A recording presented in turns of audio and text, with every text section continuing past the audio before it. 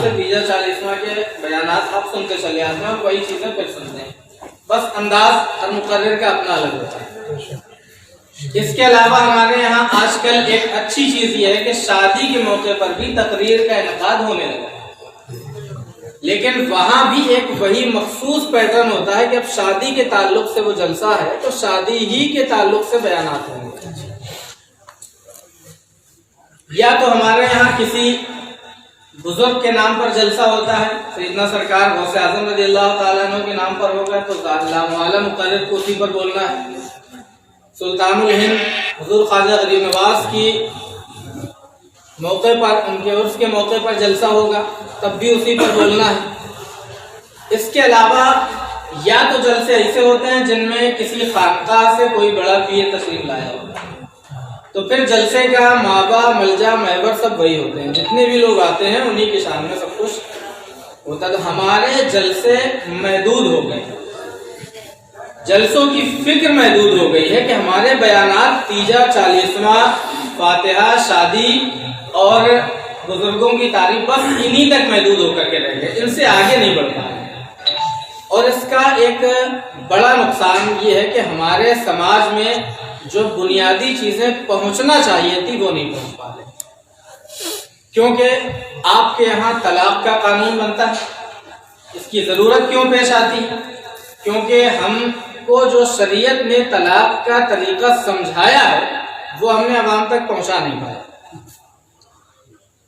पहुंचा क्यों नहीं पाया? उसके पीछे वजह यही है कि जब भी हमारा कोई प्रोग्राम होता है वो किसी न किसी चीज से रिलेटेड होता है और हम मजबूर होते हैं उसी टॉपिक पर बोलने के लिए। शादी के वक्त में अगर हम तलाक की गुफ्तगू करें तो आकर के हाथ पकड़ेंगे, हम क्या करें, शादी है, तलाक करवाने में लगे। किसी पीर का उर्स का जलसा है, वहां अगर तलाक के मसाइल बयान करने लगे तो पीछे से दामन खींच दिया। जिंदगी का जुज़्वे लाजिम है आपके लिए, जितना जरूरी निकाह है, जितना इम्पोर्टेंट निकाह है उतना ही जरूरी तलाक भी है। अगर हमारे समाज में तलाक के मसाइल सही से पहुंचे होते तो इस कानून की जरूरत ही नहीं पेश आती। जो हमारा तलाक का तरीका है, आपने संसद भवन की बहस को देखा होगा, बंगाल की एक लेडी सांसद ने जो तलाक पर भाषण दिया था, जो बयान दिया था, उन्होंने ये कहा था कि जब मैंने रिसर्च की तलाक के सिस्टम के ताल्लुक से तो मैंने पूरी दुनिया में सबसे एडवांस सिस्टम तलाक का मुसलमानों का पाया। इससे एडवांस कोई सिस्टम तलाक का दुनिया में है ही नहीं। उसके बावजूद भी हम पर कानून बनता है क्योंकि उस एडवांस सिस्टम को हमने अवाम तक पहुंचाया नहीं है। लोगों को सिर्फ हमने 3 तलाक समझा दिया है कि 3 बार कह दिया तलाक हो जाएगी और लोग वही करते हैं। तो जलसों का अपना फायदा है, लेकिन इस तरह की वर्कशॉप का बुनियादी फायदा यह है कि इस तरह हर महीने अगर आप वर्कशॉप का इनेकाद करते हैं तो हर महीना जो टॉपिक आप चुन लेंगे कि आपके हिसाब से आपके शहर में, आपके कस्बे में किस चीज की जरूरत है, वो टॉपिक आप चुनकर उस टॉपिक पर आप तकरीर करवा सकते हैं, उस टॉपिक पर आप मालूमात फराहम कर सकते हैं। ये फायदा इस तरह की वर्कशॉप का है। तकरीरों का हमारे यहाँ लोग बुरा समझते हैं, देख करके तकरीर करते हैं। कोई अगर जिस तरीके से हम पेपर वर्क कर लाए, अगर कोई ऐसे ले आए तो लोग कहते हैं ऐसा मौलाना, उसको तो कुछ याद ही नहीं। ये ज़हनियत है हमारी। हम सोचते हैं कि ये कैसे मौलाना है, उसको याद नहीं रहता है, बताओ किताब लेके आता है, लिख के लेके चला आता है, ये कैसे तकरीर करेगा? ऐसे लोगों को बुलाने की क्या जरूरत है? आपने कभी गौर किया, किसी भी बड़े से बड़े प्रोफेसर को आप देख लीजिए, चाहे साइंसदान हो, चाहे कोई बड़ा प्रोफेसर हो किसी भी बड़ी यूनिवर्सिटी का, चाहे वो चांसलर ही क्यों ना हो, जब भी वो बयान देता है अपना लेक्चर लिख करके लाता है उसके पॉइंट के हिसाब से बयान। क्या आप दुनिया का कोई भी अक्लमंद आदमी ये कहता है कि इसको आता नहीं? लेकिन हमारी कौम कहती है आलिम के बारे में कि ये लिख करके लाया, ऐसे कुछ नहीं।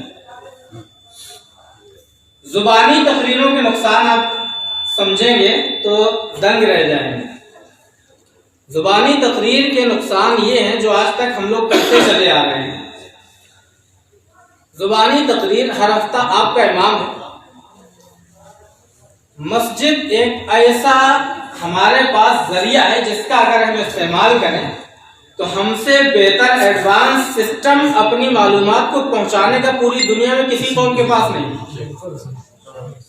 جس بھیڑ کو جمع کرنے کے لیے، اپنی قوم کے افراد کو جمع کرنے کے لیے، اپنے فالوورز کو جمع کرنے کے لیے بڑی بڑی سیاسی پارٹیاں کروڑوں اربوں روپے خرچہ کر کے ریلیاں کرتی ہیں، اور تب بھی ان کی ریلی میں ہر گھر سے ایک فرد بھی نہیں آ پاتا. لیکن ہمارے یہاں 1 روپیہ خرچ کیے بغیر ہر گھر میں جتنے افراد ہوتے ہیں سب آتے ہیں. اگر کوئی یہاں نہیں ہے تو دوسری مسجد میں. ہم اگر اس وقت کا صحیح استعمال کر لیں، جو آدھا گھنٹہ جمعہ کی تقریریں ہوتی ہیں اس کا صحیح استعمال کر لیں، تو کوئی بھی ایسا مسئلہ نہیں ہے، کوئی بھی ایسی پریشانی نہیں ہے جس کا حل ہم اس آدھے گھنٹے میں کر نہیں سکتے. لیکن معاملات کیا ہیں؟ ہمیں زبانی تقریروں کی عادت ہے، رٹے رٹائے جملوں کی عادت ہے، تراشیدہ جملے، مسجع اور مقفع جملوں کی عادت ہے کہ ایک طرف سے مقرر نے شروع کیا زمیں سے پہلے، زما سے پہلے، مکی سے پہلے، مکان سے پہلے، چنی سے پہلے، چنا سے پہلے، واہ واہ نعرے لگے، مزہ آ خوش ہو جانا ہے. بڑی زبردست تقریر کی حضرت، کیسے کیسے جملے نکل رہے ہیں. اس جملے سے آپ کو کوئی فائدہ ہوا؟ آپ کو نقصان صرف یہ ہوا کہ زبانی تقریر آپ کے پاس امام ہے، آپ نے امام رکھا ہوا، ہر ہفتہ اس امام کے پاس کیا اتنا وقت ملتا ہے کہ وہ آپ کے جو ضروری احادیث جو اسے تقریر میں اپنی بیان کرنا ہے، یا جو ضروری قرآن کی آیات ذکر کرنا ہے، اگر حافظ نہیں ہے تو کیا وہ یاد کر کے بحوالہ بول سکتا ہے؟ یا ہر ہفتہ کسی نئی ٹاپک پر آپ کے سامنے تقریر پیش کرتا نہیں کرے. کسی ہفتے میں اسے وقت ملا تو اس نے تیاری کر لی، کسی ہفتے میں اسے وقت نہیں ملا تو وہ نہیں کر پائے گا. پھر وہ کیا کرے گا؟ پھر آپ کو اپنے ذہن کے گھوڑے دوڑائے گا، جو کچھ اس میں پہلے کہیں اسٹور تھا اسے ڈھونڈ ڈال کر کے لا کر کے ترتیب دے گا، اور وہ آپ کے سامنے آدھا گھنٹہ ٹائم پاس کر کے چلا جائے گا. اس کا نقصان سب سے بڑا عوام کو ہے کہ آپ کو وہ چیز نہیں مل پا رہی ہے جس کی ضرورت ہے. الحمدللہ ہماری تنظیم روشن مستقبل نے خطبات جمعہ کا سلسلہ شروع کیا، 1 سال مکمل چلا.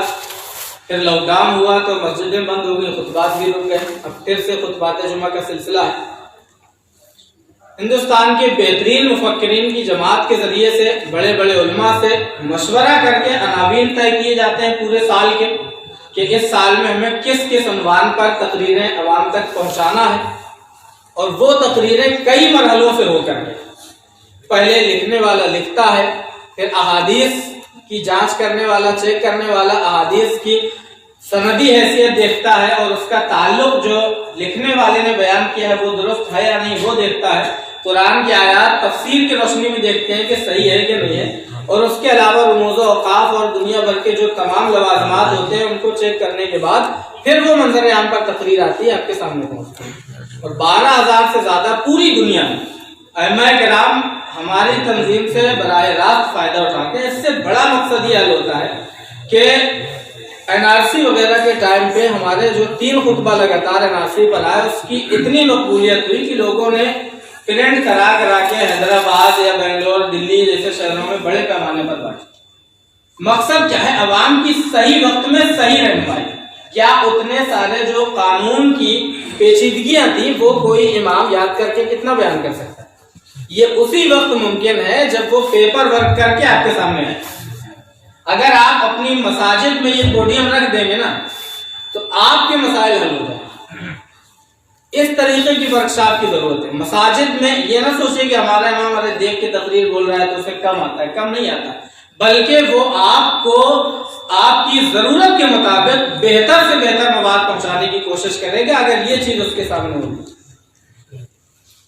زبانی تقریروں کے نقصانات آپ کے سامنے ہیں کہ آپ کو وہی چیزیں ملتی ہیں، کہیں سے یوٹیوب سے سن لیا، آدھا گھنٹہ بچا ہے تو کسی کو سرچ کیا، اس کی تھوڑی بہت تقریر سنی، اسی میں جوڑ جاڑ کر کے بیان کر دیا. اس سے آپ کو جو بنیادی فائدے ملنے والے ہوتے ہیں وہ نہیں ملتے. اگر آپ یہ کام شروع کر دیں گے تو انشاءاللہ تعالی آپ کو بہتر چیزیں ملنے لگے. ارے ہر مسجد میں لائبریری چھوٹی چھوٹی آپ قائم کر دیجئے، 50 کتابوں کی منی لائبریری قائم کر دیجئے. اس سے امام انہیں کتابوں میں سے اپنی تقریر تیار کر کے رکھ لے گا اور آپ کے سامنے پیش کر دے گا، یا حالات حاضرہ کے اعتبار سے ابھی جو چیزیں آپ کے لیے ضروری ہیں، جو چیزیں جیسے کوئی قانون آپ کے سامنے بن کے آتا ہے، نیا قانون آیا، اس کے تعلق سے پوری جانکاری اسی طریقے سے پہنچ سکتی ہے جب وہ پیپر ورک کر کے آپ کے سامنے آئے گا۔ تو آپ مساجد جو ہیں وہ صرف یہی نہیں کہ نماز پڑھنے کا ذریعہ ہے، مسجد نبوی سے حضور اکرم صلی اللہ تعالی علیہ وسلم جہاں ہماری دینی رہنمائی فرماتے تھے، وہیں پوری دنیا میں جہاں کہیں بھی جنگیں ہو رہی ہوتی تھی، جہاں کہیں بھی اسلام کی تبلیغ و اشاعت ہو رہی تھی، وہاں کے تمام مسائل اسی مسجد سے بیٹھ کر کے حل فرمایا کرتے تھے۔ تو ہم ان مساجد کا استعمال ہم سوچتے ہیں صرف یہ نماز پڑھنے کے لیے رہ گئی، یہ نماز پڑھنے کے لیے نہیں ہے، یہ مسجد تمہاری پارلیمنٹ ہے۔ ان کو اگر صحیح سے استعمال کر لیا تو تمہاری زندگی بھی کامیاب ہے، آخرت بھی۔ مساجد کو صحیح سے استعمال کریں اور اپنے ائمہ کو صحیح سے استعمال کریں، ائمہ کو وقت دیں، ائمہ کو اہمیت دیں اور ائمہ کو کام کرنے کی تھوڑی آزادی دیں۔ ہمارے یہاں بڑی شکایت یہ رہتی ہے، ہم جب بھی اماموں کے ساتھ ورکشاپ کرتے ہیں، اماموں کے ساتھ ملتے ہیں، تو بڑی شکایت یہ ہوتی ہے کہ انہیں کھل کر کام کرنے کا موقع نہیں ملتا ہے۔ جتنی وہ تبلیغ کر سکتے ہیں، جو کام کر سکتے ہیں، اس طریقے سے انہیں کھل کر کام کرنے کا موقع نہیں ملتا۔ اگر آپ کا امام اس قابل ہے کہ وہ آپ کی قوم کی رہنمائی کے لیے کوئی کام کر سکتا ہے تو اس کی ہر ممکن مدد کرنی چاہیے آپ کو، تبھی آپ کے لیے بہتر سے بہتر پلیٹ فارم فراہم ہو سکتا ہے۔ یہ تو تھی ان ورکشاپ کے تعلق سے کچھ بنیادی گفتگو کہ ان کا فائدہ یہ کہ آپ جس ٹاپک پر چاہیں، جو چیز آپ کو ضروری محسوس ہو رہی ہے، اس چیز پر آپ تیاری کرا کے کسی کو بھی بلا کر کے آپ ایک خطاب سن سکتے ہیں، آپ ایک مقالہ سن سکتے ہیں اس کا، اور آپ ضروری اور بنیادی معلومات آپ اپنے آپ تک بہم پہنچا سکتے ہیں۔ تو اس طرح کی ورکشاپ جو ہیں یہ اکثر ہونی چاہیے۔ تقریری پروگرام جہاں ہوتے ہیں، جو ان کی جگہ ہے، جو ان کے مقامات ہیں، وہاں ضروری ہے، وہ ہوتے رہیں گے۔ ان کے اپنے فائدے ہیں لیکن ان کے اپنے فائدے ہیں، اس طرح کی ورکشاپ کے اپنے فائدے ہیں، اور الگ الگ جگہوں پر انہوں نے تو ماشاءاللہ یہاں کے اراکین حضرات اور مدرسین اور ذمہ داران نے بڑی کوشش کی ہے کہ انہوں نے ارادہ کیا ہے کہ ہم ہر مہینے اس طرح کی ورکشاپ فراہم کریں گے۔ تو یہ بڑی اچھی چیز ہے، اللہ تعالیٰ انہیں استقامت عطا فرمائے اور ان کے کاموں میں برکتیں عطا فرمائے، اور آپ لوگ بھی بڑے خوش نصیب ہیں کہ آپ لوگ یہاں پر حاضر ہوئے ہیں۔ ایک چیز اور ہے، ہمارے یہاں لیٹ بہت ہوتے ہیں کام۔ اگر ہم کسی جگہ ماشاءاللہ یہاں تو آپ حضرات صحیح وقت پر پہنچ گئے ہیں سب لوگ، بڑی خوشی کی بات ہے، لیکن عام طور پر ایسا دیکھنے کو نہیں ملتا ہے۔ ہمارے جلسے کا ٹائم ہوتا ہے عشاء بعد، لوگ 10 بجے تک جلسہ گاہ میں پہنچتے ہیں، اور اس کے بعد جو جلسہ 10 ساڑھے 10 بجے ختم ہو جانا چاہیے وہ جلسہ جا کے 1 بجے 2 بجے تک ختم ہوتا ہے، جس کے بنیادی نقصانات ہیں ان پر کبھی گفتگو ہوگی انشاءاللہ۔ لیکن اس طرح کی جو ورکشاپ ہو ان میں احتیاط یہ ہو کہ 1 تقریر یا 2 تقریر جو بھی متعین ہو، 1 گھنٹہ کی، آدھا گھنٹہ کی، 45 منٹ کی ایک تقریر ہو، اور بالکل وقت کی پابندی کے ساتھ ہو، کیونکہ اسلام ہمیں وقت کی پابندی کا ہر طریقے سے احساس دلاتا ہے۔ نماز ہماری اوقات اور روزہ وقت کے ساتھ مقید ہے، اور ہمارے ہر کام وقت کے ساتھ مقید ہے، اور ہم ہی لوگ بے وقت ہو چکے ہیں۔ تو وقت کا خاص خیال رکھیں جب بھی اس طرح کی محفل کا انعقاد کیا جائے۔ اگر کہا جائے کہ 8 بجے سے 10 بجے تک کی محفل ہوگی تو آپ یہ یقین مانیں کہ 8 بجے شروع ہو کر 10 بجے ختم ہو جائے گی، چاہے جو ٹائم پہ آ جائیں اور وقت پہ محفل ختم ہو جائے تو آپ کو بھی پریشانی نہیں ہوگی اور انتظام کرنے والوں کو بھی پریشانی نہیں ہوگی۔ ان چیزوں کا خاص خیال ایسی محفلوں میں ضروری ہوتا ہے کہ وقت کی سخت پابندی ہو، کہ جس وقت شروع کرنے کا اعلان ہے اس وقت شروع ہو، جس وقت ختم کرنے کا اعلان ہے اس وقت میں ختم ہو جائے۔ تو آئیے اب میں آتا ہوں اپنی گفتگو کی طرف کہ آج ہمارا جو گفتگو کا عنوان دیا گیا تھا وہ ہے گناہ جاریہ سوشل میڈیا کے ذریعے سے۔ گناہ جاریہ، یہ شاید بہت سارے لوگ پہلی بار سن رہے ہوں گے یہ لفظ۔ صدقہ جاریہ تو آپ نے بہت سنا ہوگا، صدقہ جاریہ بہت سنتے ہیں آپ تقریروں میں، جب بھی میت کی تقریریں ہوتے ہیں تو ہم حدیث شریف سنتے ہیں، اذا مات الانسان انقطع عمله الا من ثلاث، صدقۃ جاریہ او علم ينتفع به او ولد صالح يدعو له، کہ جب انسان اس دنیا سے چلا جاتا ہے تو اس کے تمام اعمال منقطع ہو جاتے ہیں، مگر اگر اس نے صدقہ جاریہ کر دیا ہے تو اس کا ثواب ملتا رہتا ہے، یا ایسا علم چھوڑا ہے مرنے والے نے جو اس کے لیے فائدہ پہنچاتا رہے بعد میں، یا ایسی نیک اولاد چھوڑی جاتی ہے، صدقہ جاریہ کہلاتی ہے۔ صدقہ جاریہ کا بڑا وسیع پیمانہ ہے اور اس کے ذریعے سے کیا جا سکتا ہے۔ آج ہم بات کر رہے ہیں گناہ جاریہ کی، جس پر گفتگو بہت کم ہوتی ہے۔ صدقہ جاریہ کے ہی راستے سے سمجھ میں آئے گا کہ گناہ جاریہ کیا ہے۔ مثال کے طور پر آج کل خاص طور پر اس کے بڑے سارے پلیٹ فارم تیار ہو گئے، خاص طور پر ایسی ویب سائٹس جو شادی کرانے کے لیے کام آتی ہیں۔ جس طریقے سے کچھ ویب سائٹ کے نام ہے ٹنڈر وغیرہ ہیں یا شادی.com ہے، اس طریقے کی جو ویب سائٹ ہے یہ بہت بڑے گناہ میں ملوث کرتی ہے۔ شادی بیاہ کے لیے جو online chatting, online ملاقات اور آن لائن گفتگو چیٹنگ کے تمام جو ذرائع کھول دیتی ہیں، یہ بڑی عجیب چیزیں ہیں۔ اس طرح کی ویب سائٹیں کچھ مسلموں نے بھی بنائی، پتہ چلا، کچھ خبر ہوئی۔ اور جیسے واٹس ایپ ہے، آج کل آپ کا فیس بک ہے اور ٹک ٹاک ہے، بین ہو گیا، لیکن اس کے متبادل کئی اپلیکیشن ایسے آ گئے ہیں جو اسی کا کام کرتے ہیں، اور فیس بک نے بھی ویسا ہی ایک آپشن لانچ کر رکھا ہے۔ تو اس طریقے سے کئی ساری ایسی سوشل اپلیکیشنز ہیں جن میں ہم اور آپ دن رات اپنی کبھی فوٹو ڈالتے ہیں، کبھی ویڈیو ڈالتے ہیں، کبھی ہمارے ذہن میں جو آتا ہے وہ ہم لکھ دیتے ہیں، اور کچھ لوگ اخلاقی چیزیں لکھتے ہیں، کچھ لوگ غیر اخلاقی چیزیں لکھتے ہیں۔ تو اخلاقی چیزیں یا شرعی چیزیں، دینی چیزیں، اور اسی کے مقابل میں غیر اخلاقی چیزیں بھی اسی میں شامل ہو جاتی ہیں۔ اگر اس دور میں یہ کہا جائے کہ موبائل سے بڑے فساد ہوتے ہیں، موبائل استعمال نہ کیا جائے، تو شاید اسے دنیا جہالت یا بیوقوفی کا نام دے گی، جو ہے بھی، کیونکہ جہاں اس کے نقصانات ہیں وہی فوائد بھی ہیں۔ تو طریقہ استعمال پر منحصر ہے کہ آپ کیسا استعمال کرتے ہیں کسی چیز کا۔ آپ جائز طریقے پر بھی استعمال کر سکتے ہیں، آپ ناجائز طریقے پر بھی استعمال۔ یہ مائک ہے آپ کے پاس، آپ اسے ورکشاپ کرنے کے لیے، نعت شریف پڑھنے کے لیے بھی استعمال کر سکتے ہیں، آپ اسے گانا گانے کے لیے، ناچنے کے لیے، گانا بجانے کے لیے بھی استعمال کر سکتے ہیں۔ تو استعمال کے اوپر ہے کہ کون چیز کا، کس چیز کا استعمال آپ کس طرح کرتے ہیں۔ تو موبائل لازمی جز آج زندگی کا بن چکا ہے جسے چھوڑا نہیں جا سکتا، لیکن آج نوجوانوں کو، خاص طور پر ہمارا نوجوان طبقہ جو ہے، یہ موبائل سے ایسا چمٹا ہے اور ان میں ایسے ایسے گناہ کر رہا ہے جو اس کے مرنے کے بعد ہی نہیں بلکہ مرنے کے ہزاروں سال بعد بھی اثر نو گناہ اس کے نامہ اعمال میں درج کروا سکتا ہے۔ آپ سوچیں گے یہ کیسے کہ مر گیا، پھر گناہ ہوتے رہے، پھر بند ہو گئے، پھر ہزاروں سال بعد کہیں سے پھر اس کے نامہ اعمال میں گناہ کیسے درج ہونے لگیں گے، یہ میں ابھی آپ کو بتاتا ہوں۔ سب سے پہلے آپ کو میں نے ابھی ایک حدیث سنائی تھی صدقہ جاریہ کے تعلق سے۔ تو صدقہ جاریہ کیسے کہتے ہیں؟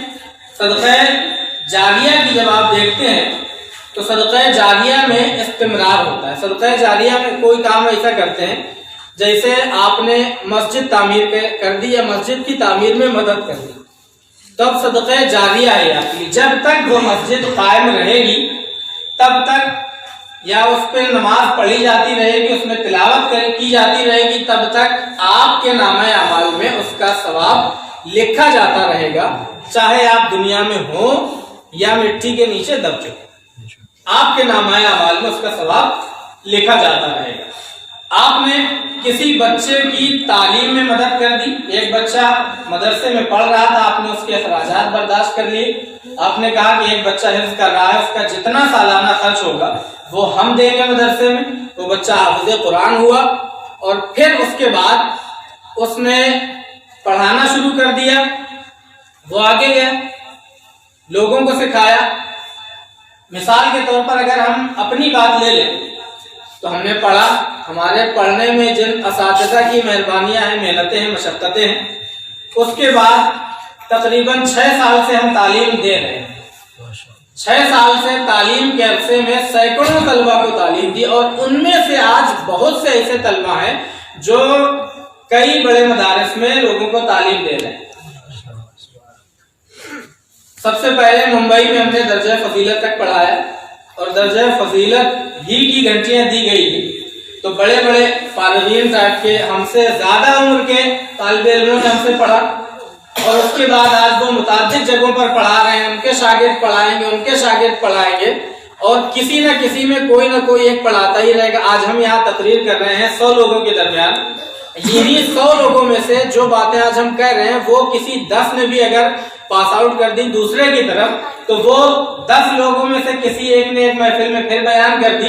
اس طریقے سے یہ سلسلہ اگر قیامت تک چلتا رہے گا تو ہم مر کر کے مٹی میں مل جائیں گے، مٹی کے نیچے دب جائیں گے، لیکن ہمارے نامہ اعمال میں ثواب ملتا رہے گا، یا جن لوگوں نے ہماری تعلیم میں مدد کی تھی ان کے نامہ اعمال میں بھی ثواب درج ہوتا رہے گا۔ یہ ہے صدقہ جاریہ۔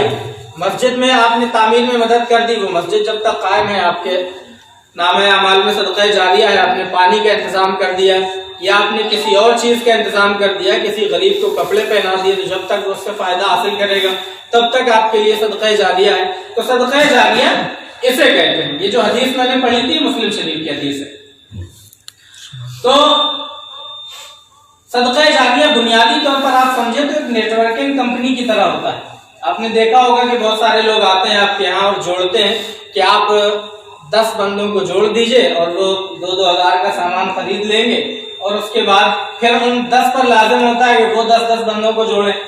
اسی طریقے سے سلسلہ چلتا جاتا ہے، اور ہر بندہ جتنا فائدہ کمیشن کا جتنا فائدہ ایک آدمی ہمیں ملتا ہے، ہم نے 10 کو جوڑا ہے، ان 10 کا ہمیں ملتا ہے، اور اسی طریقے سے 100 لوگوں تک ہو گیا، تو ان 100 لوگوں کا اکیلے پرافٹ جتنا 100 لوگوں کو ملتا ہے ان سب 100 لوگوں کے برابر پرافٹ اس ایک اکیلے فاؤنڈر کو پہنچتا ہے جس نے اس کمپنی کا نیٹ ورکنگ کمپنی کا بنیاد رکھی ہے، فاؤنڈیشن کیا ہے۔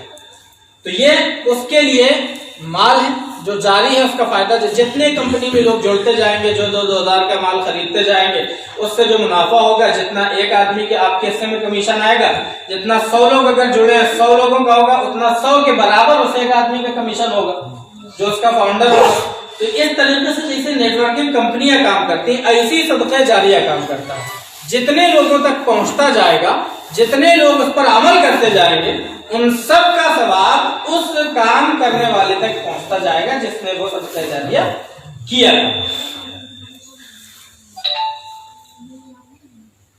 مسجد میں جیسے پنکھا لگا دیتے ہیں، تعلیم بچوں کی دے دیتے ہیں، اسی طریقے سے بہت ساری چیزیں۔ اب گناہ جاریہ آپ دیکھیں، گناہ جاریہ بھی بالکل اسی طریقے پر کام کرتا ہے۔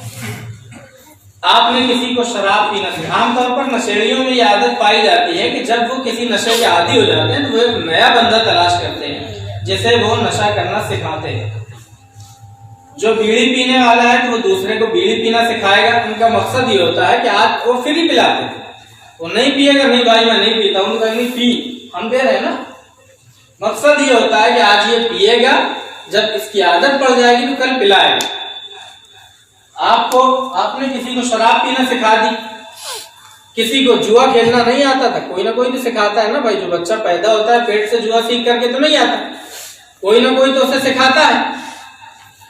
اب اس نے اس کو جوا کھیلنا سکھا دیا، کسی نے شراب پینا سکھا دیا، کسی نے لڑکی بازی سکھا دی، کسی نے کچھ اور سکھا دیا، کسی نے جیسے اس طریقے کی محفلیں ایجاد ہوتی ہیں نا نئے سال میں، جس میں ناچ بھی ہوتا ہے، گانا بھی ہوتا ہے، شراب بھی ہوتی ہیں، جوا بھی ہوتا ہے، زنا اور بدکاریاں بھی ہوتی ہیں، جس میں تمام خرافاتیں ہوتی ہیں۔ ہمارے شہر میں ایسی محفل قائم نہیں ہوتی تھی۔ ایک صاحب آئے کہیں باہر سے بڑے ماڈرن بن کر، انہوں نے کہا نیو ایئر کی پارٹی ہم بھی کریں گے، جیسے دلی میں ہوتی ہے نا کلب میں، ویسی ہم کریں گے۔ ایک جگہ اس نے آرگنائز کر دی پارٹی۔ اب 4 لوگوں نے دیکھا کہ یہ پارٹی آرگنائز کی گئی، بڑا مزہ آیا اس میں، وہاں شراب بھی چل رہی تھی، کباب بھی چل رہا تھا، شباب بھی چل رہا تھا، سب کچھ عام تھا، اور دوسرے لوگوں نے اس طرح کی محفلیں ایجاد کرنا شروع کر دی۔ تو جتنی محفلیں ایجاد ہوتی جائیں گی سب کا گناہ اس پر ہوگا جس نے پہلی بار محفل ایجاد کی۔ پہلے آپ سے ان کا کوئی تعلق نہ ہو، آپ کی محفل سے انسپائر ہو کر، آپ کی تقریب سے انسپائر ہو کر اس نے اگر تقریب کا قیام کیا ہے تو اس میں جتنے لوگ شامل ہوں گے اور جتنی بدکاریاں کریں گے، جتنے گناہ کریں گے، ان سارے گناہوں کا عذاب جتنا ان کو ملے گا ان سب کے برابر ایک ساتھ جمع کی جائے وہ اس ایجاد کرنے والے کو ملے گا جس نے پہلے اسے محفل قائم کی۔ تو یہ ہے گناہ جاریہ جوا کھیلنا، اسی طریقے سے بہت ساری چیزیں آپ لے سکتے ہیں الا غیر نہایت۔ اب آپ آئیے سوشل میڈیا پر، آپ واٹس ایپ چلاتے ہیں، ہر بندہ چلاتا ہے، چھوٹا بچہ بھی چلاتا ہے، بڑا آدمی بھی چلاتا ہے، فیس بک چلاتے ہیں۔ آپ کے پاس ایک فحش فوٹو، گندی فوٹو آئی کہیں سے یا انٹرنیٹ سے آپ نے ڈاؤن لوڈ کرا، اور آپ نے ہنسی مذاق میں، نوجوان کو خاص طور پر مخاطب کر رہا ہوں، نوجوان لوگوں آپ سوچو کہ اس کا نتیجہ کہاں تک ہو۔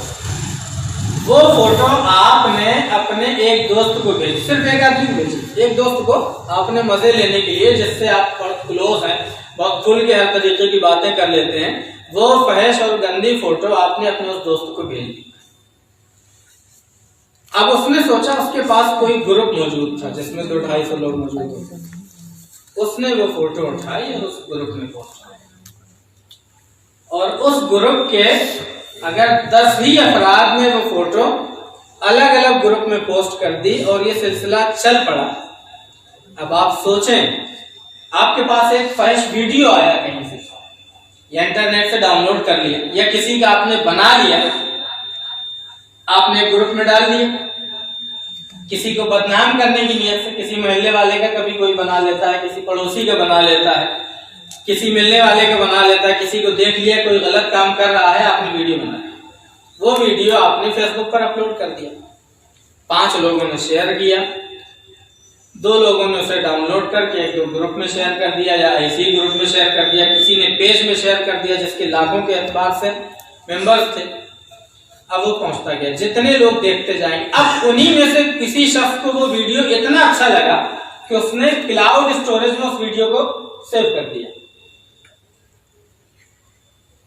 اب ایک چیز پہلے یہاں رک جائیں تھوڑی دیر کے لیے، اسٹوریج تک محفوظ کر کے رک جائیں۔ اب ایک دوسرے پہلو پر آئیے، وہ ویڈیو بھیجا آپ نے، ایک فحش ویڈیو یا فحش فوٹو آپ نے صرف اپنے ایک دوست کو بھیجی تھی، اس نے کسی گروپ میں ڈالا، اس نے کسی اور گروپ میں ڈالا، اب اذان ہوئی، آپ پہنچ گئے نماز پڑھنے، آپ مسجد کے اندر نماز پڑھ رہے ہیں، نماز کی حالت میں، اور وہاں 10 لوگ اس گروپ کے اس ویڈیو کو دیکھ رہے ہیں،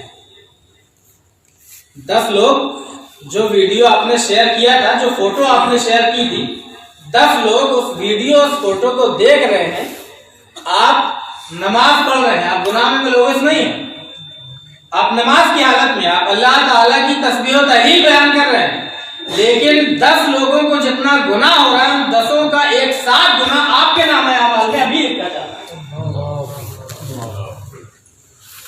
آپ سوچ سکتے ہیں اس کی سنگینی کتنی؟ کوئی سوچتا ہے کہ ہم نے توبہ کر لی یا ہم نے چھوڑ دیا، ایک بار ہم نے کچھ کر دیا تھا، غلط کام ایجاد کر دیا تھا، ہم نے ایک ڈانس پارٹی ہمارے یہاں کبھی نہیں ہوئی تھی، ہم نے ایجاد کر دی، شادی بیاہ میں نوٹنکی نہیں ہوتی تھی، ختم ہو گئی تھی، زمانہ ہو گیا تھا، اب نئے طرح کی نوٹنکیاں پیدا ہوئی ہیں جنہیں آرکیسٹرا کہا جاتا ہے، کسی نے شادی میں آرکیسٹرا کروا دیا، اب اس کے بعد سلسلہ چل نکلا، اس کے یہاں ہوا تھا، دوسرے کے یہاں شادی اس نے بھی کروایا، تیسرے کے یہاں شادی اس نے کروایا، آپ نے 1 سال پہلے کرایا تھا، 2 سال پہلے کروایا تھا، اب آپ مسجد میں نماز ادا کر رہے ہیں، اب آپ قرآن کی تلاوت کر رہے ہیں، کوئی دوسرا آپ کو دیکھ کر کے آرکیسٹرا کرا رہا ہے، تو جتنے لوگ وہاں وہ ناچ گانا دیکھ رہے ہیں، جتنا گناہ ان سب کو انفرادی طور پر مل رہا ہے، اتنا سب آپ کے نام اعمال میں ہوگا، اگرچہ آپ مسجد کے اندر تسبیح پڑھ رہے ہیں، تحلیل پڑھ رہے ہیں۔ آپ سوچ سکتے ہیں اس کا کتنا نقصان ہے؟ یہ گناہ جاریہ ہے۔ آپ یہ بھی سوچ سکتے ہیں کہ ہم ایسی پھینک رہے ہیں، ایسا کیسے ہو سکتا ہے؟ یہ صرف لفاظی ہے، سمجھا دیا جا رہا ہے کہ اس طریقے سے گناہ جاری ہو جاتا ہے، یہ لفاظی نہیں ہے۔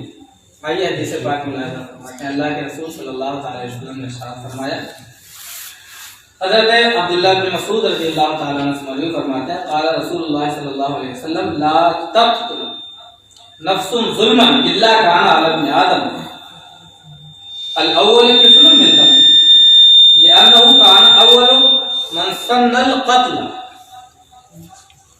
یہ بخاری شریف کی بھی حدیث ہے، مسلم شریف کی بھی ہے، مسند احمد، نسائی، ابن ماجہ، کئی حدیث کی کتابوں میں موجود ہے۔ اب اس کا معنی آپ دیکھیں، ابتداء اسلام کا زمانہ تھا، حضرت آدم علیہ السلام کے بعد انسانی نسل کی ابتدا ہوئی تھی، اور اس وقت حضرت آدم علیہ السلام باحیات، حابیل اور قابیل کا واقعہ آپ نے سنا ہوگا، دونوں آپس میں سگے بھائی تھے۔ اس سے پہلے دنیا میں انسان قتل نہیں کیے جاتے تھے، کوئی مارا نہیں جاتا، آپسی رنجش ہوئی ان میں سے، وہ لمبی بحث اس میں نہیں جانا چاہتا میں۔ تو قابیل نے حابیل کو پتھر پہاڑ سے دھکا دے دیا، وہ نیچے بیٹھا تھا اور وہ مر گیا، قتل ہو گیا، انتقال ہو گیا۔ تو حدیث پاک میں اللہ کے رسول صلی اللہ علیہ وسلم ارشاد فرماتے ہیں، جو میں نے ابھی پڑھی ہے، کہ جب بھی کوئی انسان ظلماً قتل کیا جائے گا، جب بھی کوئی انسان ناحق قتل کیا جائے گا، اس کا گناہ کس کو جائے گا؟ اس کا گناہ قابیل کو جائے گا۔ کیوں؟ کیونکہ سب سے پہلے یہ کام ایجاد اسی نے کیا، اس سے پہلے کسی نے نہیں کیا۔ حدیث پاک کہتے ہیں کہ جب بھی دنیا میں کوئی ناحق قتل کیا جائے گا، اس کا گناہ قابیل کو جائے گا۔ اب آپ سوچ سکتے ہیں کہ قابیل کے مرے ہوئے کتنے دن ہو گئے ہوں؟ حضرت آدم علیہ السلام باحیات تھے، دنیا کی ابتدا تھی، اور کب ان کا انتقال ہو گیا ہوگا۔ لیکن آج بھی اگر کوئی ناحق قتل کرتا ہے، کسی شخص کو ایسے قتل کر دیتا ہے جو قتل کا مستحق نہیں تھا، تو اس کا گناہ قابیل کو پہنچتا ہے۔ کتنے سال ہو گئے ہوں گے؟ اب آپ سوچ سکتے، اسی طریقے سے اگر آپ کسی گناہ کی ایجاد کر دیتے ہیں، کسی گناہ کے موجب بن جاتے ہیں کسی جگہ پر جہاں وہ گناہ نہیں ہو رہا تھا، آپ نے وہ گناہ اسٹارٹ کر دیا، تو جب تک لوگ اس گناہ کو کرتے رہیں گے، تب تک جتنے لوگ کریں گے، جتنا گناہ ان سب کو ہوگا، ان سب کے برابر اکیلا گناہ شخص ہوگا جس نے وہ برا کام ایجاد کیا ہے۔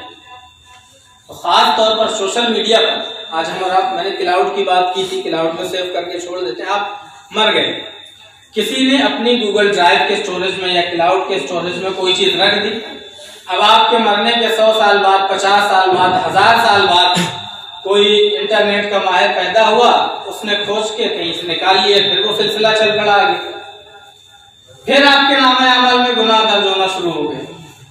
تو یہ چیزیں جو لوگ موبائل استعمال کرتے ہیں، سوشل میڈیا کا استعمال کرتے ہیں، وہ خاص طور پر یہ چیز ذہن میں رکھیں، ہمارے نوجوان طبقے کے بچے ہوں یا ہمارے بزرگ ہوں، جو ہنسی مذاق میں کبھی کوئی تفریحاً کوئی چیز بھیج دیتا ہے، کوئی عجیب چیز دکھائی دی، کوئی چیز، چلو اس سے مذاق کر لیتے ہیں، تھوڑا ہمارا دوست ہے، بہت اچھا ہنسی مذاق چلتا ہے، اس کو بھیج دیں، آپ نے اس کو بھیجا اور اس نے کسی اور کو بھیجا۔ یہ سلسلہ ہنسی مذاق میں بھی فیس بک، ٹویٹر، کسی بھی سوشل نیٹ ورکنگ سائٹ پر آپ کوئی ایسا کام مت کریے، کوئی ایسی چیز پوسٹ مت کریے جو آپ کے لیے گناہ جاریہ ہو، آپ کے نامہ اعمال میں، آپ کے زندگی میں بھی، آپ مسجدوں میں ہو تب بھی آپ کے نامہ اعمال میں گناہ درج ہو رہے ہوں، آپ مساجد میں ہو تب بھی، مدارس میں ہو تب بھی، مقابر میں ہو تب بھی، اور خانقاہوں میں ہو تب بھی آپ کے نام پر گناہ درج ہو رہے ہیں، کیونکہ کوئی نہ کوئی اس میں ملوث ہے۔ تو ایسا کوئی بھی کام سوشل میڈیا پر خاص طور پر اور عملی زندگی میں بھی آپ کوئی ایسا کام نہ کریں جیسے جوا کسی کو سکھا، اگر ہمیں عادت ہے شراب پینے کی تو ہم کسی دوسرے کو نہ سکھائیں، کہ اگر وہ سکھایا اس نے کسی کو اور اس نے، جب تک وہ سلسلہ چلے گا اس کا گناہ ملتا رہے گا۔ اسی طریقے سے کوئی بھی بری چیز کبھی بھی ہم کسی کو نہ سکھائیں، اچھائیوں کا حکم دیں اور ہم برائیوں سے روکیں۔ برائی پھیلانے کے تعلق سے تو اللہ رب العزت نے ہمیں یہ حکم فرمایا ہے، ان الذین یحبون ان تشیع الفاحشۃ فی الدین آمنوا لهم عذاب علیم فی الدنیا فی الآخرہ۔ آواز کو کم کروا جائے، جو لوگ مسلمانوں میں بے حیائی پھیلاتے ہیں، پھیلانے کے آرزو مند رہتے ہیں، ان کے لیے دنیا اور آخرت میں دردناک عذاب ہے، اللہ رب العزت سب جانتا ہے جو تم نہیں جانتے۔ تو بے حیائی پھیلانا، کوئی بری چیز پھیلانا، یہ اللہ رب العزت نے ہمیں ویسے ہی منع فرمایا ہے، قرآن مقدس اس سے منع فرماتا ہے۔ اور پھر خاص طور پر ایک تو ہم بے حیائی پھیلائیں، اور ایسی بے حیائی پھیلائیں جو ہمارے لیے گناہ جاریہ کا ذریعہ بن جائے، جو ہمارے مرنے کے بعد بھی ہم ایک کام کر رہے ہیں لیکن ہمارے پیچھے 10 لوگ 20 لوگ 100 لوگ وہ گناہ کر رہے ہیں، تو ہماری نیکیاں اکیلے کی ہیں اور گناہ ہم کتنے لوگوں کے مول لیے لے رہے ہیں۔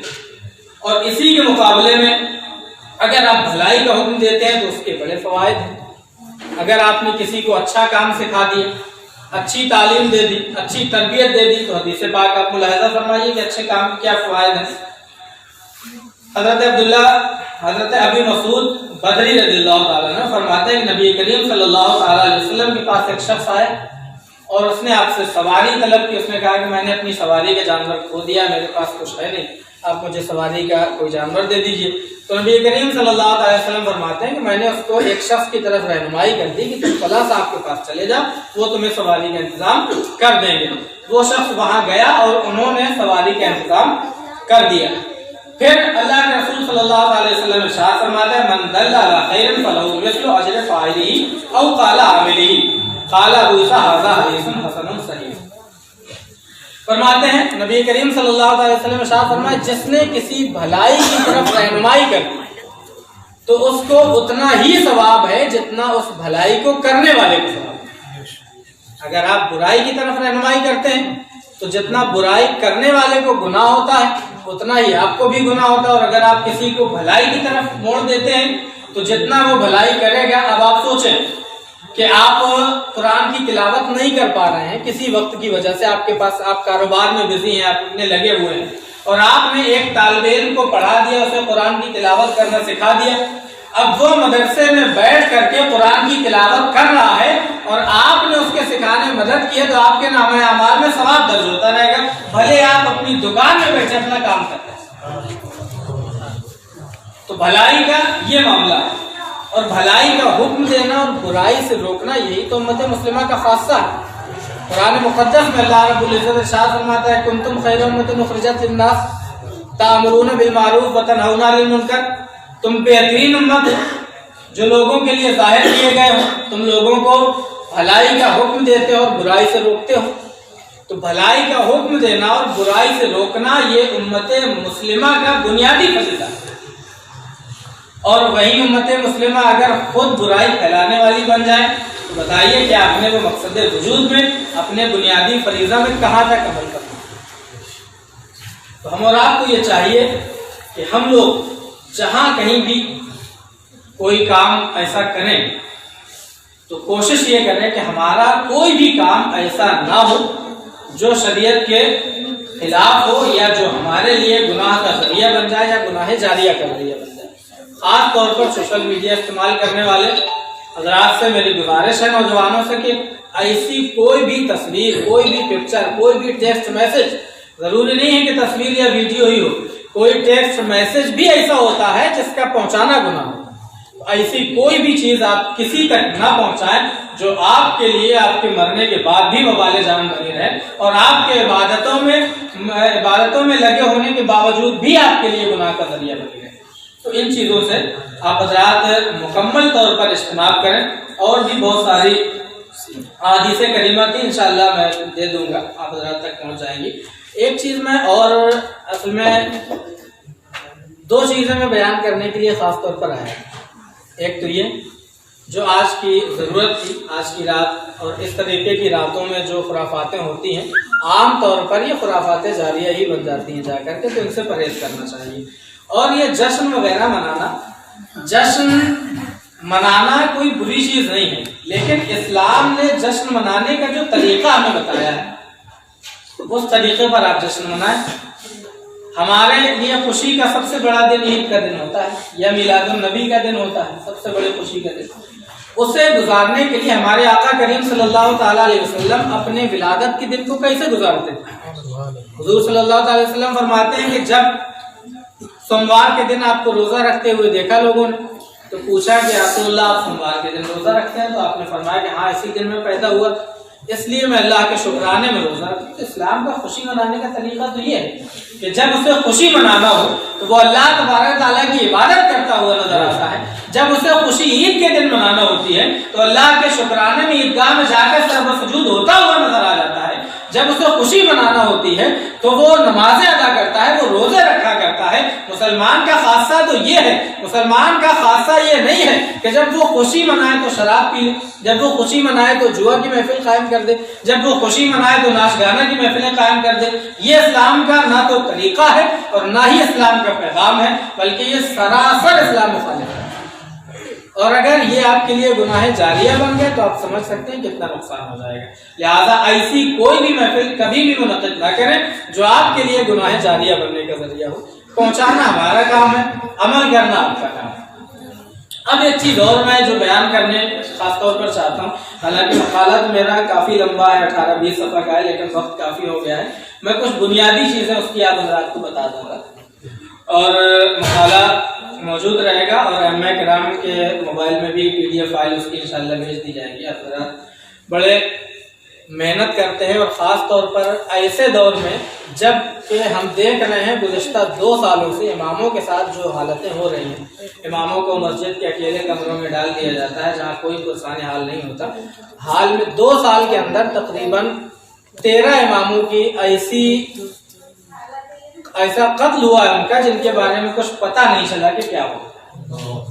امام صبح قتل پایا جاتا ہے، مارا ہوا پایا جاتا ہے، کبھی کسی نے کہہ دیا کہ اس کو سانپ نے کاٹ لیا تھا، کبھی کچھ ہو گیا، کبھی بہار کے امام صاحب کا ایک گولی مارنے کا معاملہ آیا، سانپ کاٹنے کا ایک معاملہ آیا، اور ایک چھت گرنے کا معاملہ آیا، بیوی بچے سب مر گئے تھے، ان کے انتقال ہو گیا، ان کا شہید ہو گئے۔ تو ایسے گھروں میں اماموں کو رکھ دیتے ہیں جن کی چھت کبھی بھی گر سکتی ہے۔ ایسے مسجد گاؤں کے باہر ہے، الگ ہے، ان کو رکھ دیا گیا، کوئی بھی آ کر کے مار کے چلا جاتا ہے، کوئی بھی شخص پسند آ کر کے۔ ایسے حالات میں بھی یہ ائمہ کرام اپنے فریضہ کو نبھا رہے ہیں، یہ ان کی بہت بڑی چیز ہے۔ ان کا جتنا احسان شکر ادا کیا جائے وہ کم ہے۔ یہ لوگ اپنی جان کو، اور آج کل سب سے زیادہ خطرہ اس دور میں اگر کسی کو ہے تو وہ مسجد کے امام کو۔ جس شرپسند کو کوئی بھی کام کرنا ہوتا ہے وہ مسجد سب سے پہلے تلاش کرتا ہے کہ مسجد کہاں ہے، مسجد کے اوپر جھنڈا لگانا ہو یا مسجد کے شیشے توڑنا ہو یا امام کو پریشان کرنا ہو، سب سے زیادہ کام انہی کے اوپر مصیبتیں آتی ہیں۔ اور ان سب کے باوجود یہ لوگ ڈٹ کر مقابلہ کر رہے ہیں اور مسجدوں کی خدمتیں انجام دے رہے ہیں۔ ہمیں ان کو سلام کرنا چاہیے اور ان کی ہر طریقے سے مدد کرنی چاہیے، اور ان کے تحفظ کے لیے بھی کام کرنا چاہیے کہ ہم اپنے اماموں کو اس طریقے سے بے یار و مددگار نہ چھوڑ دیں کہ رات کی تنہائی میں کوئی بھی آ کر کے انہیں پریشان کر کے چلا جائے، انہیں قتل کر کے چلا جائے۔ یہ بڑا المیہ ہے ہمارے سماج کا۔ امام جو قوم کا رہنما ہوا کرتا ہے، امام جو قوم کا سردار ہوا کرتا ہے، جس کے اللہ اکبر کہنے پر آپ اپنی گردن جھکا لیا کرتے ہیں، اس کو آپ ایسے بے یار و مددگار چھوڑ دیتے ہیں کہ کوئی بھی آئے اور مار کر کے چلا جائے، کوئی گولی مار دے رہا ہے، کہیں گھر گر جا رہا ہے، کہیں کوئی زہر کھلا کر کے چلا جا رہا ہے، کہیں کوئی گلا گھونٹ کر کے مار دے رہا ہے۔ تقریباً 25 اماموں کی ایسی خبر ہے جن کی اس طریقے سے دردناک موتیں ہوئی۔ یہ بڑا المیہ ہے، اور بہت ہم تو شکر گزار ہیں ائمہ کرام کے کہ ایسے دور میں جب سب سے بڑا نشانہ مساجد ہیں، ائمہ کرام ہیں، اور وہ اپنی خدمات انجام دے رہے ہیں کما کو، یہ ان کا بہت بڑی ان کی سیکریفائس ہے، ان کی قربانی ہے۔ اللہ تعالیٰ نے حضرات کی ان قربانیوں کو قبول فرمائے اور ان کی ہر طرح سے مدد فرمائے۔ اللہ تعالیٰ غیب سے ان کی حفاظت کا انتظام فرمائے۔ میں بیان کر رہا تھا مدارس۔ لاک ڈاؤن جب سے ہوا ہے سب سے بڑا نقصان ہمارے مدارس کا ہوا ہے۔ ہمارے مدارس میں جو غلطیاں خامیاں ہیں میں نے وہ بھی لکھی ہیں اس میں، لیکن وہ میں بتاؤں گا نہیں، کیونکہ بہت ساری چیزیں نہ پہنچنا ہی بہتر ہوتا ہے۔ کئی چیزیں سچائی ہونے کے باوجود بھی نہیں بولی جاتی ہیں کبھی کبھی، تو میں ان چیزوں کو نہیں بیان کروں گا۔ میں صرف یہ بتاؤں گا کہ ان جو نقصان ہمارا ہوا ہے اس کی بھرپائی کیسے کی جا سکتی ہے، اس کا متبادل کیسے کیا جا سکتا ہے کہ آنے والے وقت میں اگر ایسے حالات پیدا ہوں تو ہمیں اس ایسا نقصان نہ اٹھانا پڑے جیسا اس لاک ڈاؤن میں ہم نے اٹھایا ہے۔ سال بھر سے ہمارے مدارس 9 مہینے ہو رہے ہیں تقریباً ہمارے مدارس بند ہیں، اپریل سے لے کر کے ابھی تک سالانہ امتحان ہمارا نہیں ہو پایا ہے، ہمارے مدارس کے داخلے نہیں ہو پائے ہیں، ہمارے مدارس کی تعلیم نہیں ہو پائی ہے، ہمارے مدارس میں کسی طرح کا کوئی انتظام نہیں ہوا۔ اس کے نقصان کتنے ہوئے ہیں آپ نے کبھی سوچا ہے کہ کتنے طلبہ نے پڑھائی چھوڑ دی؟ اس کا اندازہ کوئی کر سکتا ہے؟ کتنے اساتذہ نے کاروبار کرنے شروع کر دی، اور کتنی بےحسی کی ہے قوم نے ان قوم کی خدمت کرنے والوں سے کہ جو اساتذہ، جو مدرسین، جو امام 5-7 ہزار روپے میں کام کرتے ہیں، 5-7 ہزار روپے میں کام کرنے والا امام آپ سوچ سکتے ہیں کہ کتنا پیسہ بچا کے رکھتا ہوگا اپنے پاس، کتنا پیسہ بچائے گا، اور اس بچے ہوئے پیسے سے جو اس نے بچایا ہوگا 5,000-7,000 کی نوکری میں جو آپ دیتے ہیں تنخواہ، اس میں کتنا پیسہ اس نے بچایا ہوگا اور کتنے دن کام چلا سکتا ہوگا اس پیسے سے۔ ہمارے سامنے، ہماری تنظیم کے سامنے 50 ایسے علماء ہیں جنہوں نے قرض لے کر کے اپنے گھر کا خرچہ چلایا، اور کتنے ایسے علماء ہیں جنہوں نے سود پر قرض لے کر کے اپنے گھر کا خرچہ چلایا۔ یہ ڈوب مرنے کا مقام ہے ہم لوگوں کے لیے کہ وہ امام، وہ مدرس جو پوری زندگی احل اللہ البیع وحرم الربا کا نغمہ سناتا رہا ہو، جس نے پوری زندگی قوم کو یہ پیغام دیا ہو کہ سود لینا بھی حرام ہے، سود دینا بھی حرام ہے، آج کتنا مجبور ہوگا کہ اسے سود پر رقم لینے کی ضرورت پیش آ گئی۔ کبھی آپ نے سوچا اس تعلق سے کہ اس کا حل کیا ہے؟ کسی نے نہیں سوچا، نہ کسی بڑی تنظیم نے سوچا، نہ کسی بڑے ادارے نے سوچا، نہ کسی ادارے کی کمیٹی والوں نے تعلق سے سوچا کہ ان مدرسین کا کیا ہو رہا ہوگا، ان ائمہ کا کیا ہو رہا ہوگا جن کو آپ نے نکال دیا، ان کے بچوں پہ خرچ کیسے چل رہے ہوں گے۔ ارے اتنی بے حسی ہوئی کہ الہ آباد کا جو مارکیٹ کا معاملہ تھا، ایک مؤذن صاحب وہاں مسجد میں تھے، لاک ڈاؤن کے ٹائم میں جب حجرے سے بدبو آنے لگی تب پتہ چلا کہ بھوک کی وجہ سے مر گئے۔ اتنی بے حسی ہمارے اندر پیدا ہو گئی۔ کیسے ہم کامیاب ہیں؟ کیسے ہم آگے بڑھیں گے؟ کہ ہماری بے حسی کا عالم یہ ہے کہ ہمارے محلے کا مؤذن مسجد کے اندر بھوک سے مر جا رہا ہے، جب بدبو آ رہی تب ہمیں یہ بھی احساس نہیں ہے کہ اذان کی آواز بھی نہیں آئی ہے، یا ہم پڑوس میں رہتے ہیں تو ہمیں یہ بھی خبر کر لینا چاہیے کہ مؤذن بیچارہ جو بوڑھا آدمی ہے اس کا کوئی گھر والا نہیں ہے، وہ اکیلے ہے، وہ کھا رہا ہوگا کہ نہیں کھا رہا ہوگا۔ کیا اسلام نے یہی حکم دیا؟ اسلام تو ہمیں یہ کہتا ہے، صحابہ کرام فرماتے ہیں کہ حضور پڑوسیوں کے حقوق ایسے بتاتے تھے کہ ہمیں لگتا تھا کہیں جائیداد میں حصہ نہ کرتے تھے، اور آپ کے پڑوس میں امام یا مؤذن بھوک سے تڑپ کر مسجد کے اندر حجرے میں مر جائے، کتنے افسوس کا مقام ہے۔ اگر مدرسے کا مدرس سود پر قرض لے کر کے اپنے بچوں کا خرچہ چلائے تو کتنی شرم کا مقام ہے، جس نے زندگی بھر سود اور بیاج کے لینے دینے حرام کے نغمے گائے۔ یہ بڑا عالمیہ، یہ لاک ڈاؤن سے ہمارا نقصان ہوا ہے، میں کرام کا، مدرسین کا، طلبہ کا نقصان۔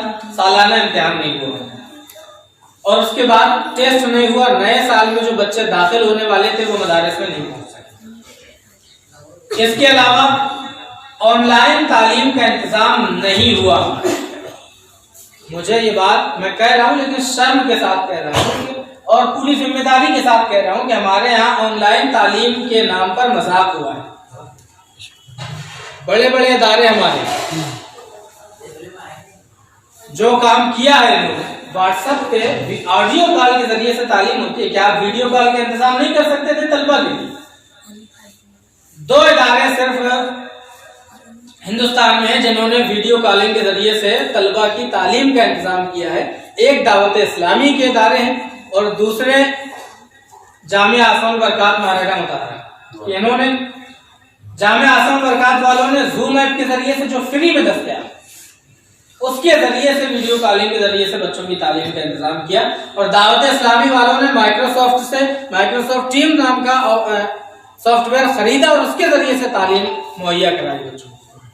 تو اگر ہماری کمیٹیوں کے اندر، ہمارے مدرسے کے ذمہ داروں کے اندر تھوڑی سی بھی خواہش ہوتی نا کہ ان بچوں کا وقت ضائع نہ ہو، ان بچوں کی جو سال خراب ہو رہا ہے، ان کا ٹائم خراب ہو رہا ہے، ان کی تعلیم نہیں ہو پا رہی ہے، اگر اس کا ذرہ برابر بھی خیال ہوتا تو کم سے کم فری میں اویلیبل زوم ایپ سے ہی تعلیم کا انتظام کروا دیتے۔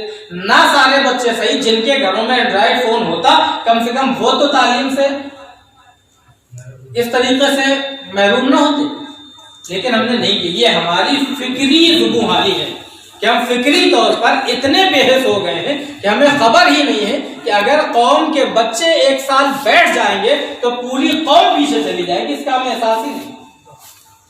تو ہمیں یہ سوچنا چاہیے، ہمیں اس کی بنیادی وجہ ایک یہ بھی رہی، جہاں یہ ہے کہ ہم نے بے حسی کا اظہار کیا ہے، وہیں ہماری مجبوری بھی رہی ہے کہ ہم نے مدارس کو صرف دینی تعلیم کی آماجگاہ بنا دیا اور ان کو ٹیکنالوجی سے نہیں جوڑا۔ ہمارے یہاں مدارس میں ایسے لیب موجود نہیں ہیں جہاں سے بیٹھ کر کے اساتذہ پڑھا سکے. اس کے پیچھے کئی وجہ ہیں.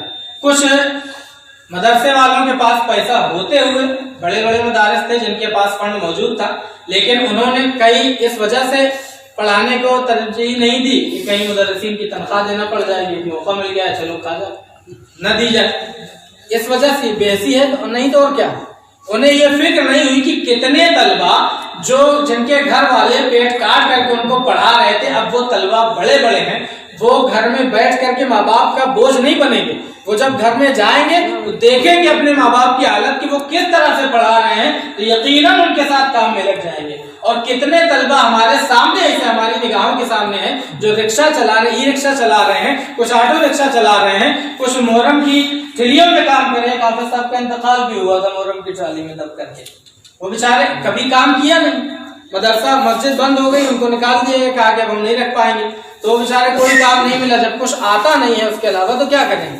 وہ محرم کی ٹرالی میں بالو خدان سے محرم بھر کے آنے لگے، ٹرالی کے نیچے دب کر کے ان کا انتقال ہوا. کتنے افسوس کا مقام ہوگا. اور کتنے لوگوں نے تعلیم چھوڑ دی. اب آپ سوچئے کہ جو بچہ پیسہ کمانے لگا جا کر کے، جو رکشہ چلانے لگا، کتنے بچے ایسے ہیں جو مکینکوں کی دکانوں میں ہماری نظروں کے سامنے، ہماری تنظیم کے انالائز کے مطابق تقریباً 1000 سے زیادہ بچوں تک جہاں ہماری پہنچ ہے وہ جا کر کے کام میں لگ گئے ہیں. جو بچے کام میں لگ گئے وہ دوبارہ تعلیم کی طرف آ پائیں گے. جو اساتذہ تنخواہیں نہ ملنے کی وجہ سے، یہ فقیر بھی اسی میں شامل ہے، تقریباً فروری سے تنخواہ نہیں ملی. ایسی حالت میں ائمہ کرام اگر کسی کاروبار کی طرف علماء کرام چلے گئے تو بتائیے کاروبار میں کتنا منافع ہوتا ہے. کئی لوگ ہمارے سامنے جنہوں نے ٹوپی کی دکانیں کر لی، کسی نے عطر کی، کسی نے کتابوں کی، کسی نے کپڑوں کی، بہت سارے علماء نے بڑے پیمانے پر کپڑوں کی دکانیں کر لی، اور ان کا کہنا یہ ہے کہ ہم 15 سے 20 ہزار روپے مہینے کما رہے ہیں. آپ دیتے تھے 7000، اب پھر دوبارہ 7000 ہی دیں گے. اب جو 7000 میں اپنا کام چلا لیتا تھا اور کسی دوسری جگہ نہیں جاتا تھا، اب اسے 20000 کی عادت پڑ گئی ہے، وہ کمانے لگا تو 7000 میں دوبارہ آئے گا. اس کے ذریعے سے ہم نے کتنے قابل علماء کھو دیے اپنی درسگاہوں سے، اپنی مسجدوں سے. اس کا احساس ہے نہیں؟ کتنے قابل علماء جو قوم کی فکری طور پر تقدیر بدل سکتے تھے، ان کے ساتھ ہم نے یہ حال کر دیا، انہیں ہم نے اپنے ہاتھ سے کھو دیا. جو نایاب ہیرے تھے قوم کے. ہمارے یہاں بنیادی کمیاں کیا ہیں؟ اس کے پیچھے ریزن کیا ہے؟ سب سے پہلی وجہ کہ ہم نے ٹیکنالوجی کو مدرسوں سے دور رکھا.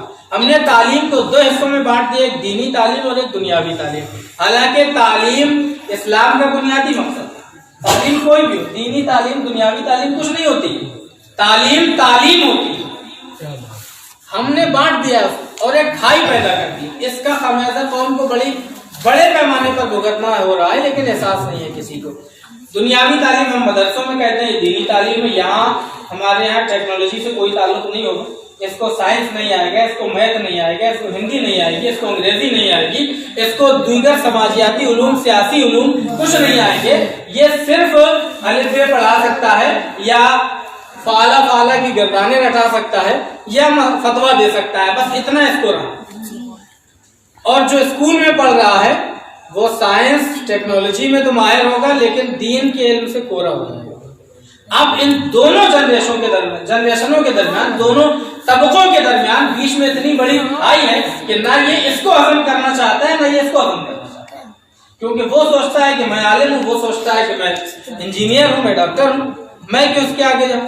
اگر ہم اسی تعلیم کا کمبینیشن پیدا کر دیں، اگر ایک ہی شخص کے اندر دونوں چیزیں پیدا ہو جائیں، جیسے آج الحمدللہ اشرفیہ نے وہ مزاج دیا ہے طلبہ کے اندر کہ وہ جامعہ اشرفیہ سے فارغ ہونے کے بعد یونیورسٹیوں میں جا کر کے کچھ وکالت بھی کر رہے ہیں، کچھ پی ایچ ڈی بھی کر رہے ہیں، اور کچھ جرنلزم میں بھی پہنچ گئے ہیں. جب وہ لوگ کام کرتے ہیں تب دیکھنے میں مزہ آتا ہے کہ ہاں کتنے بڑے پیمانے پر کام ہو رہا ہے. ابھی مولانا عبدالباری صاحب کا انٹرویو دیکھا ہوگا آپ لوگوں نے، کتنی شاندار طریقے سے مدرسوں کا دفاع کیا، کہ جتنی بری طریقے سے مدرسوں پر حملہ کیا جا رہا تھا، اور اتنا شاندار جواب دیا کہ سارے اینکروں کو انہوں نے خاموش کر دیا.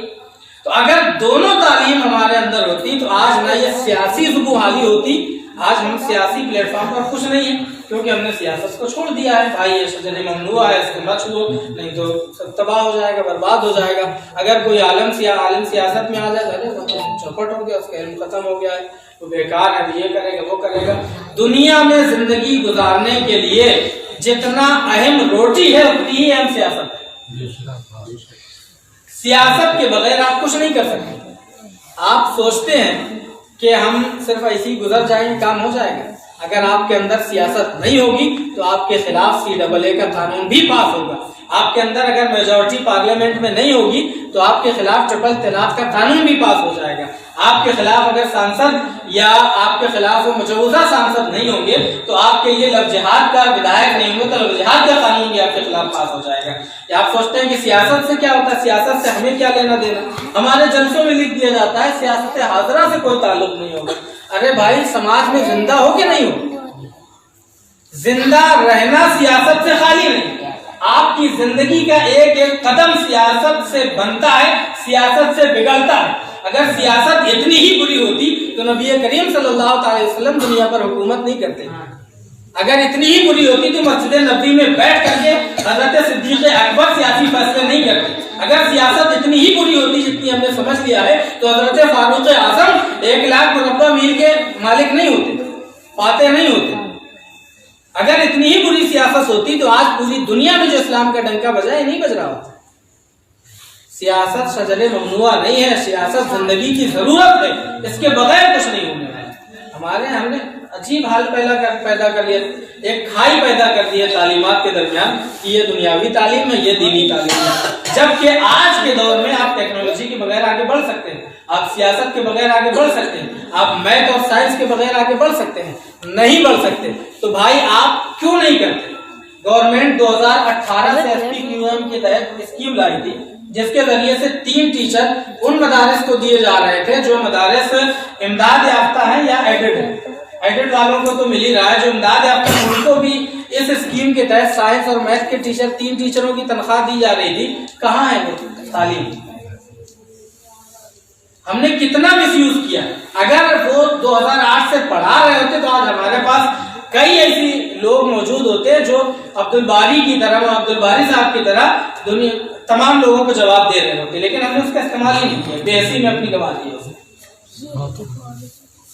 اب اس کا حل یہ ہے کہ ہمارے کئی بار آپ نے CAA کے ٹائم پہ دیکھا ہوگا کئی علماء کو سیاسی سمجھ نہ ہونے کی وجہ سے، کانسٹیٹیوشن کی سمجھ نہ ہونے کی وجہ سے، ہمارے سنویدھان کی سمجھ نہ ہونے کی وجہ سے کئی علماء کے ایسے بیان سنے ہوں گے کورونا وائرس کے ابتدائی ایام میں بھی اور اس کے علاوہ CAA NRC کے ٹائم پہ بھی، جن کے بیانات سن کر کے عام سے عام آدمی کو بھی ہنسی آئی ہوگی اور کفاروں نے مذاق اڑایا ہوگا کہ یہ جیسے کہہ دیا کہ بیماری تبلیغ والوں نے کہتی کہ اللہ تعالیٰ جو کرے گا وہ ہوگا.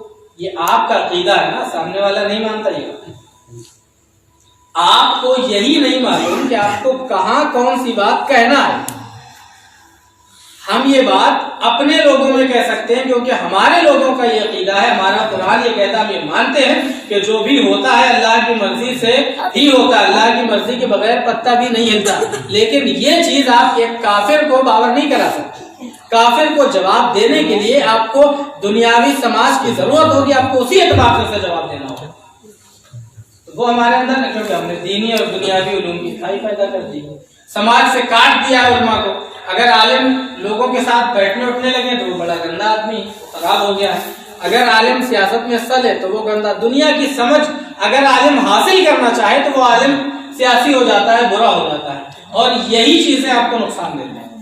عالم کے اندر ہر طرح کی سمجھ ہونا ضروری. عالم قوم کا رہنما ہوتا ہے. عالم کیا ہوتا ہے؟ امام کیا ہوتا ہے؟ قوم کا رہنما ہوتا ہے. امام جس طرف چاہے قوم کا رخ موڑ دے. امام جمعہ کے خطبات کے ذریعے سے یا عالم اپنی تقریروں کے ذریعے سے، اپنی گفتگو کے ذریعے سے جیسا چاہے قوم کا مائنڈ جس طرف چاہے اس طرف ڈائیورٹ کر سکتا ہے. لیکن جب اسی کو قاعدے سے ساری چیزوں کا علم نہیں ہوگا تو کیسے کام چلے گا؟ آپ مدارس میں جس طریقے سے ہمارے مدارس کو یہ کرنا چاہیے ہم امید کرتے ہیں کہ ہمارے نوجوان علماء اور علماء کرام جو ہیں یہ اس بات کو سیریسلی لیں گے کہ جو بھی مدارس آپ قائم کریں جہاں بھی کریں آپ صرف اتنا کریں، پورا سنویدھان پڑھانے کی ضرورت نہیں، میں نہیں کہتا ہوں کہ آپ پورا سنویدھان پڑھائیں، لیکن جہاں پر اظہار آزادی رائے کے قوانین ہیں، جہاں پر اپنے حقوق کی مسلم پرسنل لا کی یا بہت سارے جو معاملات ہیں ان سارے قانون کا مدرسوں کے نصاب میں داخل ہونا ضروری ہے، تاکہ وہ بولنے سے پہلے آدمی جانتا ہو کہ ہمیں کہاں بولنا ہے اور کیا بولنا ہے، تاکہ وہ پھنسے نہ، مذاق کا باعث نہ بنے اور اسلامی دائرے میں رہتے ہوئے اپنی بات کہہ سکے اور وہ جانے کہ ہمارے حقوق کیسے ہوتے ہیں۔ آج ہمارے کیس مدارس کے کیس ہوتے ہیں، مساجد کے کیس ہوتے ہیں، کپل سبل طلاق کا کیس لڑا جاتا ہے۔ کتنی شرم کی بات ہے، جہاں 35 کروڑ مسلمان جس ملک میں رہتے ہوں اس ملک میں 3 طلاق کا کیس ایک عالم نہیں لڑتا ہے، بلکہ کپل سبل عالم کے مسلمان بھی نہیں لڑتا۔ اب آپ سوچ سکتے ہیں کہ جب آپ کو طلاق کے مسائل کا علم نہیں ہے، کپل سبل کو کتنا علم ہوگا، یا کتنی آپ کے لوگ بک جاتے ہیں۔ CNRC کے ٹائم پہ دیکھا، جنیوا کانفرنس ہوئی، آپ کے لوگ بکے، یا کشمیر مدے پر ہمارے نام نہاد صوفیوں کی جماعت جا کر کشمیر گئی اور کہا نہیں وہ لوگ تو بہت خوش ہیں، کون بکا تھا؟ ہمارے لوگ بکے۔ جب ہمارے ایسے قائد جنہیں لوگ قائد مانتے ہیں، جنہیں لوگ بڑا مانتے ہیں، جب یہ بک جاتے ہیں تو کپل سبل کتنا ہی مانتا ہمارے مسائل۔ افسوس کی بات ہے کہ ہمارے پاس ایسے علماء، جبکہ اگر علماء اس کیس کو لڑتے، اگر علماء وکیل بھی ہوتے ساتھ میں، ان کو اس طریقے کی تعلیم کا پراودھان کیا گیا ہوتا، انتظام کیا گیا ہوتا، تو یہ کیس کوئی جیتنے والا نہیں تھا، کیونکہ طلاق کا نظام جتنا ایڈوانس ہمارا اتنا دنیا میں کسی کا نہیں، ہم سے کوئی نہیں جیت سکتا تھا، لیکن نیت ہم نے کہا، ہم نے تو بانٹ دیا کہ وکالت یہ مسلمانوں کا کام نہیں، یہ علماء کا کام نہیں، یہ وکالت کرے گا تو کوئی دوسرا کرے گا، جو پینٹ شرٹ والا ہوگا جو کام ہوگا وہ کرے گا۔ علماء کیوں نہیں کر سکتے؟ آپ اس طریقے کے کالج کیوں نہیں بناتے؟ آپ ہر گلی میں مدرسہ کھولنے کے لیے تیار ہیں، ہر گلی میں، ہر گھر میں، ہر محلے میں مدرسہ کھلتا چلا جا رہا ہے، قوم کا چندہ ہو رہا ہے اور وہ ضائع ہو رہا ہے۔ آپ یہ کیوں نہیں کر سکتے کہ آپ ہر محلے میں ایک مکتب کھول دیں اور اس مکتب کی ایک سلیبس کے اعتبار سے تعلیم دے دیں، اور اس مکتب ایک شہر میں صرف ایک مدرسہ ہو رہائشی، جہاں ان مکتب سے نکلنے والے بچے وہاں پہنچے، وہاں تعلیم حاصل کریں اور انہیں ہر طرح کی تعلیم مہیا کرائی جائے۔ ایسا کیوں نہیں کر سکتے؟ قوم کا پیسہ بھی فضول خرچ ہونے سے بچ جائے گا اور صحیح تعلیم اور صحیح ڈائریکشن میں خرچ ہوگا۔ ہم یہ کر سکتے ہیں، لیکن ہم نہیں کر رہے۔ اب ہمیں یہ کرنا ہوگا، کیونکہ جتنا نقصان ہم نے ابھی جھیلا ہے، اس سے زیادہ نقصان برداشت کرنے کی، حالانکہ یہ بھی نقصان برداشت کرنے کی حالت میں ہم نہیں ہیں، لیکن اس سے زیادہ اگر اور نقصان ہم نے برداشت کرنے کی کوشش کی تو تباہ ہو جائے گا معاملہ، ہم مٹ جائیں گے صفحہ ہستی سے۔ ہمیں کوشش یہ کرنی ہوگی کہ ہمیں اپنی تعلیم کی آماج گاہوں کو سدھارنا ہوگا، ہمیں اپنے مکتبوں کو ایک مقصد کے تحت لے کر چلنا ہوگا، مکتبوں کا سلیبس بنانا ہوگا، ان کا ایک مشن کے اعتبار سے انہیں تیار کرنا ہوگا کہ یہاں کیا ہونا ہے۔ ہمارے یہاں مدارس کھولے جاتے ہیں، اتنے مدارس کھولنے کی کیا ضرورت تھی کہ آپ جانتا ہیں؟ آپ کے بچے آج تعلیم حاصل نہیں کر پا رہے۔ آپ نے دیکھا اسکول کی تعلیم کو، اسکول والے ایگزام دے رہے ہیں کہ نہیں دے رہے ہیں؟ اسکولوں میں آپ کے بچے بھی پڑھتے ہیں، امتحان دینے جاتے ہیں کہ نہیں جاتے ہیں؟ ایگزام ہوئے، سالانہ ہوئے، ششماہی 6 مہینے کے امتحان ہوئے، آپ کے منتھلی بھی ٹیسٹ ہو رہے ہیں، سب کچھ ہو رہا ہے، تمہائی ٹیسٹ ہو رہے ہیں۔ مدرسوں میں کیوں نہیں ہو پائے؟ آخر بڑے مدرسے کیوں بند ہیں؟ کیونکہ وہ پری پلان تیار نہیں کیے گئے ہیں، بس ایسی اگتے گئے۔ اگر ان کو پلان کیا جائے اور ان کو صحیح طریقے سے استعمال کیا جائے، اگر ہم مدرسے بھی اسکول ٹائپ میں لے آئے، ہمارے یہاں جو مدرسہ ہوتا ہے وہی درس نظامی قائم کر دیتا ہے، وہی حفظ پڑھا رہا ہے، جس کو دیکھو بستی میں 4 مدرسہ ہیں، 4 میں درس نظامی قائم ہے، 4 میں مکتب قائم ہے، 4 میں حفظ کلاس قائم ہے۔ بھائی ایسا کیوں؟ ہم یہ نہیں کر سکتے کہ جس طریقے سے پرائمری تک اسکول ہوتا ہے تو اس سے اوپر کی تعلیم نہیں دے سکتا، جو اس سے نیچے اس سے انٹر کالج یا ہائی اسکول تک کا ہوتا ہے وہ اس سے اوپر کی تعلیم نہیں دے سکتا، جو ڈگری کالج ہوتے ہیں وہ اس سے نیچے کی تعلیم نہیں دے سکتے، جو یونیورسٹیاں ہوتی ہیں وہ اس سے نیچے کی تعلیم نہیں دے سکتی۔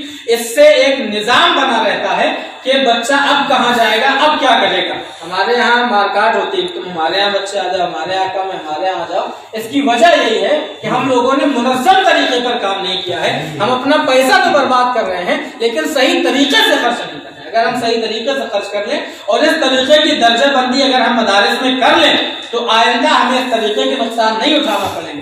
آج ہم بہار سے بچوں کو لا کر کے پڑھاتے ہیں اپنے مدرسوں میں, بنگال سے بچوں کو لا کر کے پڑھاتے ہیں. وجہ یہی ہے کہ ابھی میرا جہاں تک اندازہ ہے وہ یہ ہے کہ مشکل سے اگلے سال بھی رہائشی مدرسوں کی اجازت عید بعد بھی مشکل ہے. تو تعلیم کا کتنا نقصان ہوگا اگر ہم نے یہی اس طریقے سے اسکول قائم کیے ہوتے, مدارس قائم کیے ہوتے, تو ہمارے لوکل کے بچے مکتب ہمارے ہر 10 محلے ہیں, 10 محلے میں 10 مکتب ہوتے اور ایک مدرسہ ہوتا شہر میں جو درس نظامی کی تعلیم دیتا, ایک مدرسہ ہوتا جو حفظ کی تعلیم دیتا, تو 10 مکتب سے فارغ ہونے والے بچے جو حفظ پڑھنا چاہتے ہیں وہ حفظ والے مدرسے میں چلے جاتے جتنے بھی ہوتے, اور جو حفظ والے مدرسے سے فارغ ہوتے ہیں مکتب سے جو ڈائریکٹ عالمیت میں جانا چاہتے ہیں تو وہ درس نظامی والے مدرسے میں چلے جاتے, انہیں باہر جانے کی ضرورت نہیں پڑتی. یہی آپ کے شہر میں اتنے ہی پیسے میں بلکہ اس سے کم خرچ میں ایسی تعلیم کا انتظام ہو جاتا, اس سے کم خرچ میں ایسی تعلیم کا انتظام ہو جاتا. اور آپ کے مدرسے جو بند ہیں یہ بند نہیں ہوتے بلکہ آپ کے مدرسے کا ہر بچہ تعلیم حاصل کر رہا ہوتا, صبح پڑھنے چلا جاتا, شام کو پڑھ کر کے آ جاتا. لیکن ابھی ہمارے یہاں سال بھر اور یہ حالت نہیں ہے, سال 2 سال بھی نہیں ہے کہ ہم ایسا انتظام قائم کر سکیں. اگر ہم نے ایسا انتظام قائم نہیں کیا تو یقین جانو اگر 2 سال ہمارے تعلیم کے برباد ہو گئے تو 2 پیڑھیاں تباہ ہو جائیں گی, 2 پیڑھیاں تباہ ہو جائیں گی. آپ کو اس کا اندازہ نہیں کہ اس کی کتنے سنگین نتائج آنے والے 20 سالوں کے بعد ہمیں بھگتنا ہوگا. اور آپ نے نیا قانون ایکٹ کا مطالعہ کیا ہے, جو نیا تعلیمی ابھی ایکٹ تیار ہوا ہے 2024 سے جیسے لاگو ہونا ہے, 20 میں تیار ہوا ہے, اس کے 52 صفحات کا ہے. نیا تعلیمی نظام جو قائم کیا گیا ہے, بنایا گیا ہے, اور اس میں تقریباً RSS کے پرچارک نے, بڑے پرچارک نے کہا تھا کہ ہمارے 90% ہمارے مطالبات پر یہ قانون تیار ہوا ہے. 90% اس نے کہا کہ ہمارے مطالبات پر یہ قانون پارد ہوا. اور جب 90% ان کی سفارشات قبول کی گئی ہوں گی ایک تعلیمی پالیسی بنانے میں, تو آپ سوچ سکتے ہیں کہ کتنی خطرناک پالیسی ہوگی. اور جب آپ اس کا مطالعہ کریں کہ ابھی ہمارے یہاں 45,000 یونیورسٹیاں ہیں, 45,000 یونیورسٹیاں ہندوستان میں بڑی جو کالج ہیں, ان کو ان کی تعداد گھٹا کر کے 15,000 کر دی جائے گی 2024 میں. ابھی ہمیں سیٹ پانے کے لیے کسی یونیورسٹی میں مارا ماری کرنا پڑتی ہے, ٹیسٹ فائٹ کرنا پڑتا ہے, ابھی ہمیں اس کے لیے ڈونیشن دینا پڑتا ہے. 45,000 ہونے کے باوجود جب یہ 15,000 بچیں گی تب کتنی مارا ماری ہوگی, کتنا ڈونیشن دینا ہوگا اور کتنا سخت ٹیسٹ دینا ہوگا. اور سارے ادارے پرائیویٹ کر دیا, کوئی گورنمنٹ نہ کوئی بورڈ ہوگا, کچھ نہیں ہوگا. 24 کے بعد ایک سمیتی ہوگی جس کا ادھیش پردھان منتری ہوگا اور اپادھیش وت منتری ہوگا. وہ سمیتی پورے اداروں کو دیکھے گی اور سارے ادارے پرائیویٹ ہو جائیں گے, سارے ادارے پرائیویٹ ہو جائیں گے. کتنے اسکول آپ نے قائم کیے, ایمانداری سے بتائیے, آپ کے شہر میں کتنے ہیں؟ پرائمری 5 تک کے اسکول نہیں ہے ہمارے. انٹر کالج چھوڑ دیجئے, ہائی اسکول چھوڑ دیجئے, ڈگری کالج چھوڑ دیجئے. 2024 کے بعد جب آپ کی آنکھیں کھلیں گی نا اس ماحول میں, تب آپ روئیں گے کہ اپنے بچے کے ایڈمیشن کا. جب آپ اپنے بچے کو ایڈمیشن کے لیے لے کر کے جائیں گے, سارے اسکول کس کے ہوں گے؟ پنڈت بنیا ان کے ہوں گے, دلتوں کی نہیں. ہم سے زیادہ بری حالت دلتوں کی ہونے والی ہے اس قانون کے. لیکن ہمیں آنکھیں نہیں بند کریں, ابھی موقع ہے. 24 سے پہلے پرائمری اسکول